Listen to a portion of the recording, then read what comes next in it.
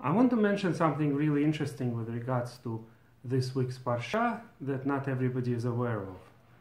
The Parshat Mishpatim is, of course, one pretty long Parsha that we read in every synagogue on one week.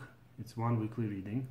But in Spain, or at least in parts of Spain, even in the times of Rishonim, some 700 years ago, this Parsha apparently was divided into two different Parshiot.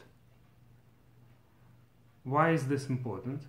Because a lot of people think that the division into the current system of how we read various Parshiot is extremely old and was presumably, if it would be from the times of Chazal, accepted everywhere in the same exact way.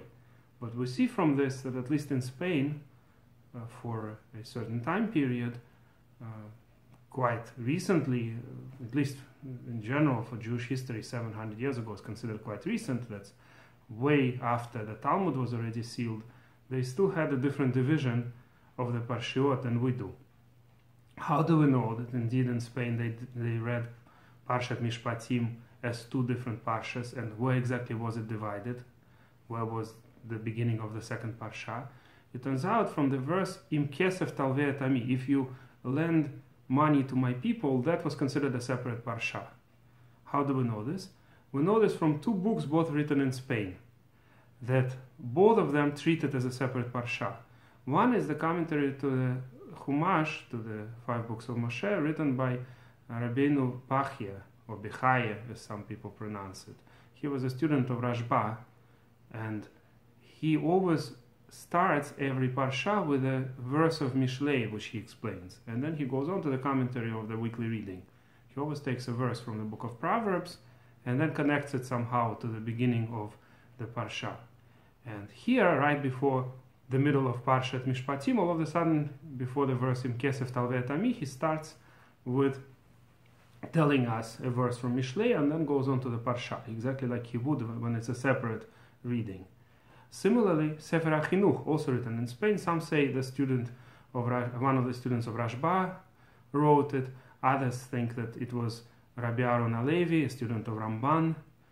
At any rate, it was a Spanish rabbi who wrote a very important work on all the 613 commandments in the order of the Torah. He follows the division of the commandments according to Rambam. There are different ways to divide all our commandments into 613, but he follows basically the order of Rambam, but in the order of the Parshiot. Rambam writes his Sefer HaMitzvot according to the order of context, but Sefer HaChinuch according to the order of the weekly readings. And in that Sefer HaChinuch, the author also starts every Parsha with saying how many commandments there are in this Parsha. This many positive commandments, this many negative commandments. And before the verse Im kesef talvei et ami, he does exactly what he does before every new Parsha. This is how many commandments it's going to be. Again, this shows that he considered Im kesef talvei et ami as a separate Parsha. He doesn't even have to say it. The minhag there was so clear that he doesn't have to say that in places where they read this as a separate Parsha or anything like that. He assumes that this is a separate Parsha because that was the minhag where he lived. So we see at least two proofs that this was the division. I don't know when exactly this division was no longer practiced, at what point in time Mishpatim became one Parsha for the Spanish Jews too, but we have to realize that the Spanish Jews were exiled, so we don't really know all the minhagim of the Spanish Jews as they would remain for years and years, because most of them, once they were exiled, they ended up being part of other communities. Some ended up in Northern Europe, some ended up in Morocco, in Africa. So it's very hard to say how or which of the minhagim were actually preserved, because there was very few real congregations afterwards that would continue practicing exactly what they practiced in Spain. So whatever the minhagim was in the times of Rabbeinu Bachia and the times of the author of Sefer HaChinuch, it obviously did not get preserved. We're not aware of, let's say, the Jews of Morocco dividing Mishpatim into two Parshiot.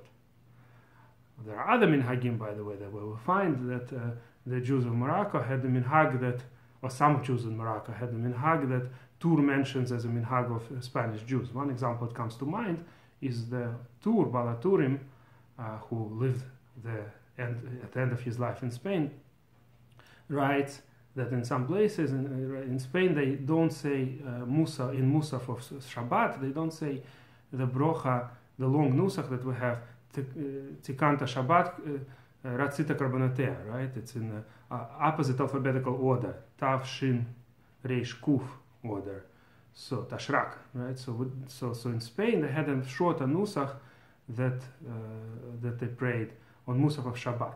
And I saw in Moroccan Sidra that in some places in Morocco that is the nusach that they preserved. So we do find some cases at least where Moroccan Jews or some Moroccan Jews preserved the old Spanish minhag. But I'm not aware if the minhag of dividing Parshat Mishpatim into two was ever preserved anywhere.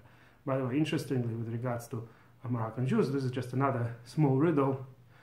If you ever meet people with last name Toledano, obviously this name comes from Toledo, Spain, right? It's a city, important city in Spain, and the Jews called it slightly differently, something like Teletula.